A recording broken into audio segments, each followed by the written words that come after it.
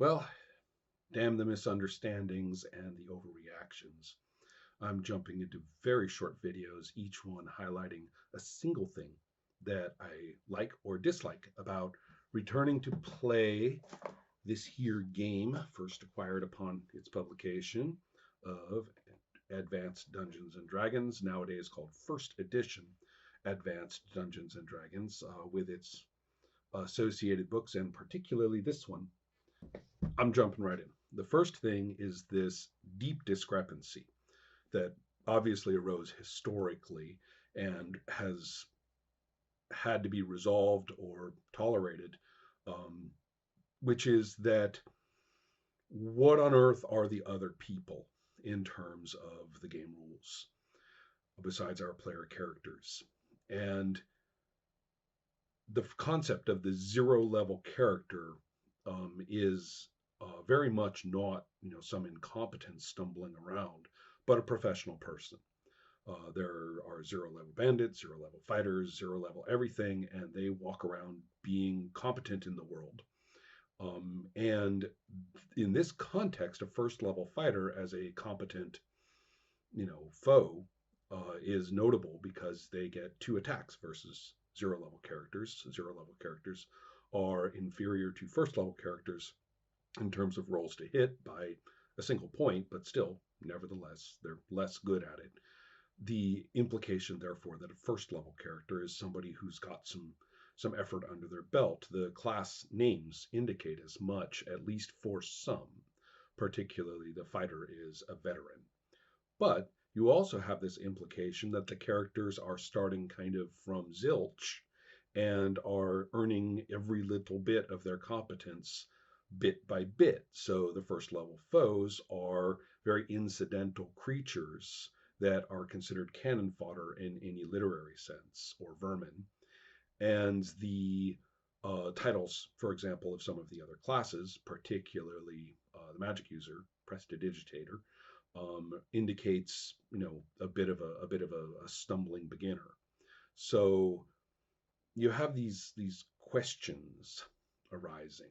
What are our characters relative to everyone else? With the related question, is everybody else also earning experience and leveling up? In many cases, they are considered to be doing so. Or at least that language gets folded in more and more into the texts. And by the time of this text, it seems to be the assumption that there are lots and lots of zero level people out there, but they are peppered liberally with higher level characters. That if anybody is going to be running even a tiny squad of bandits, it's going to be a third level fighter. And if there's 200 bandits in a band, then you're going to have higher level individuals and probably other classes with some higher levels scattered in there too. Now, the encounter tables are very similar. When you run into a group of rakes in the city, they're 5th to 10th level fighters. That's no small, that's no small wad of fighters there. Um, the same thing goes as well for the random encounter tables. You may run into a party of bandits or a group of bandits, and then those rules I mentioned apply. And then you may run into, in fact, an equivalent adventuring party.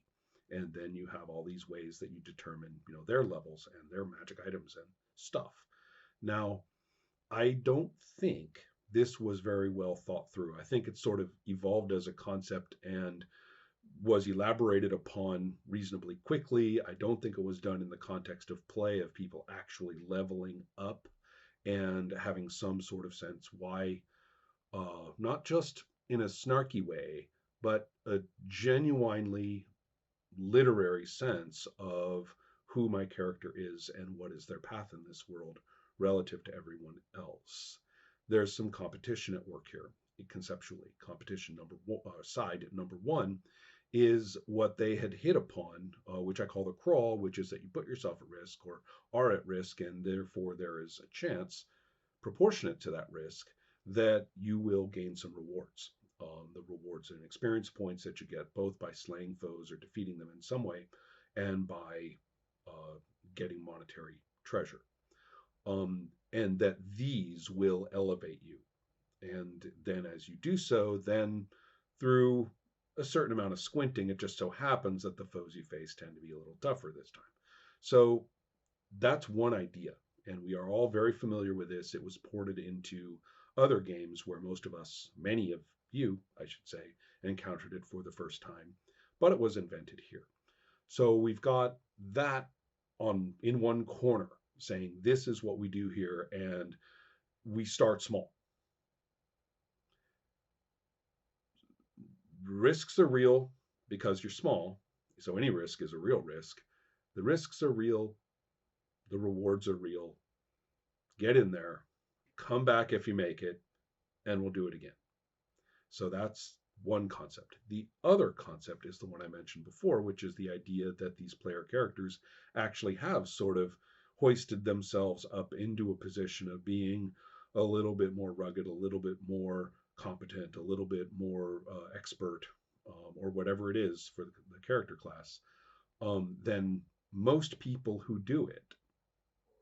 And it's very tricky. You have the issue of, is social class elevated as you gain level, which, given the titles and then given some of the rules, indicates very much that they are. Druids and assassins, in fact, have a fight club, right? You only have so many of each level until you reach, the grand assassin or the grand druid. And there's one of those guys. That's it. So the idea of competence and recognition, social responsibilities, all sorts of things like that are baked into the idea of level, that if you have this kind of assassin, roaming around as a non-player character, well, in order to have that kind of clout, that's a 5th level assassin, whatever that accords with. The same issue is there, somewhat less so in regard to fighters and other characters with less structure built into their advancement system. For the fighter, for example, I've often talked about this. Level 9, you're a lord, or at least that's what it says in the class table. It's backed up by the idea that upon gaining such levels and higher, that now you may set up, a keep, and are, for some reason, now are apparently considered to be, a dude with land, with responsibilities, and all of this is kind of I wouldn't say enforced, it's reinforced in places throughout. Nobody ever says outright that this is what leveling up means, but it's reinforced in places throughout the Dungeon Master's Guide. And it becomes quite difficult to reconcile the notion that you started, very small. You see, it's kind of the Hobbit story or the Chronicles of Prydain. You start on a farm, you start in your house. You aren't an adventurer. You aren't really very good at anything, or you don't think you are. And, through luck, pluck, Horatio Alger all the way, right? Luck, pluck, doughty determination, and, and keep pitching, keep pitching, get in there, try some more, that you will rise if you don't fall. So there's that idea. And then over here, there's this other idea that you are a character of some weight already as a fighter, and other people should indeed be cautious about, messing with you. And foes out there should be cautious about messing with you. But again, the rules then sort of bust this down, and you're good for a goblin or two or a fire beetle or two, and then you better get home. So this is baked in. This tension is baked in, and I know that Lamentations of the Flame Princess is probably, well, it's the only game I know. There may be others in which the author bites the bullet and says everybody out there is 0 level. Even if they're the big general of the biggest army of the biggest empire, they're 0 level. And the same thing goes for the emperor. The same thing goes for the highest of the high priests. And everybody's 0 level. You want people leveling up, play characters. So I think that's one genuinely sound solution. The other solution is to kind of throw out the a great deal of the literary satisfaction of saying I'm playing a fighter when you realize that you're playing sort of the worst fighter in the world to start, the worst magic user in the world to start. And that only through all this leveling up will you be any good. Furthermore, that most of the characters around you have done so. So basically, the world is full of leveled up people who had gained all their experience points already, who are running around being really good at this while you're not. So take your choice. I don't think there's really any compromise there.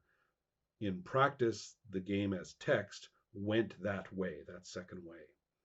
Um, I don't really like that second way. I'll have to be making a decision about that of my own.